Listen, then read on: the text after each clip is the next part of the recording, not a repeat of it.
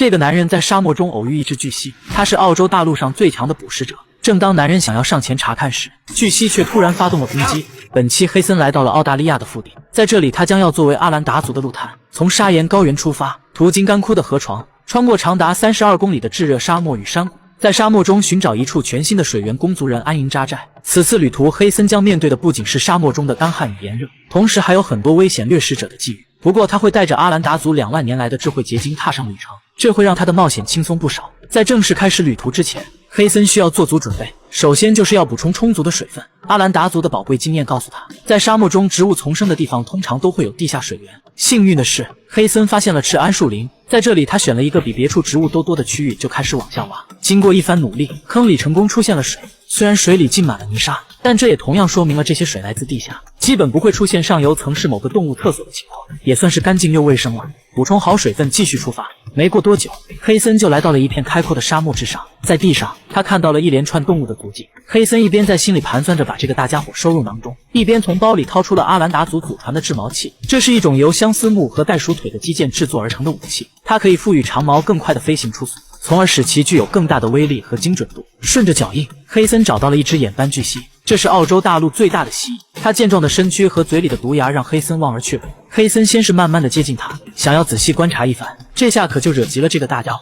一招鲤跃龙门式吓得黑森连连后退，随后杀红眼的蜥蜴大哥扭头就一口咬上了摄像机，吓得摄像小哥连连后退。虽说这只眼斑巨蜥可以提供好几千卡珍贵的热量，但念在还是个幼年巨蜥，黑森决定放它一条生路。可巨蜥并不这么想，刚把我调戏完就想走，所以在黑森离开时又是迅猛一击。在这种地方放过进食的机会是非常危险的，因此黑森现在急需食物的补给。好在没走多久，他发现了可以吃的东西。黑森就拿着回旋镖，看着桉树之上悬挂的果实跃跃欲试。这种回旋镖与大家认知的有所不同，它是不会回旋回来的，而是会十分强力的命中目标。经过几次尝试，果实被砸中掉了下来。这种果实其实是桉树上寄生虫的巢穴，掰开后里面都是高蛋白嘎嘣脆的幼虫，它们提供的热量可以让黑森安然度过夜晚。随着夜幕降临，沙漠里的气温越来越低，难以招架的黑森决定就地生火扎营。此时白天没用上的制毛器就派上了用场，木板摩擦产生的高温成功点燃了引燃物，然后把火星子放入干草中，火堆很快便燃烧了起来。随后黑森又从包里掏出了自己的应急食物袋鼠的尾巴，为了能吃上一口热乎的，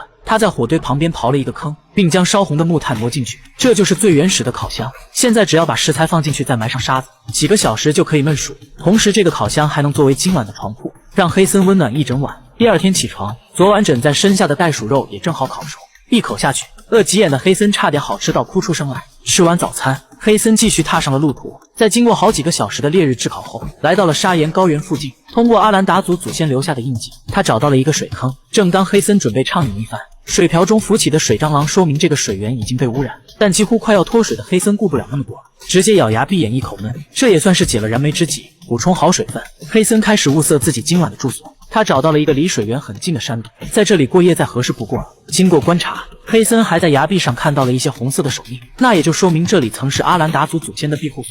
现在有了住所，接下来就是出去寻找一些木柴生火。走着走着，就发出了一声怪叫，差点一个跟头蹦进了太平洋。低头一看，原来是澳洲食肉蚁干的好事，因为黑森踏足了他们的领地，引起了食肉蚁的群起而攻。这种凶猛的蚂蚁发动的攻势非常猛烈，且无孔不入。即便是食物链顶端的男人也难以招架，只能速战速决地捡走自己想要的木柴。等回到山洞中，黑森升起了火堆，等待着天明的到来。太阳升起，这已经是黑森寻找水源地的第3天了。此时他正艰难地往山上爬去。按照阿兰达族人的说法，山的另一头应该就可以看到水源地，但是等到黑森来到山顶后才发现，山的另一头还是山，以及一条干枯的河床。走投无路的黑森只能顺着河床继续前进，企图找个合适的地方翻越山谷。就这样在草原上走着，黑森又一次中奖。他在一片广阔的大草原上碰到了一道火墙。此时如果换成你，是掏出手机打119，还是扭头跑路？黑森不愧是站在食物链顶端的男人，思路就是与众不同。他竟然将火灾当成了大自然赐予的移动烧烤，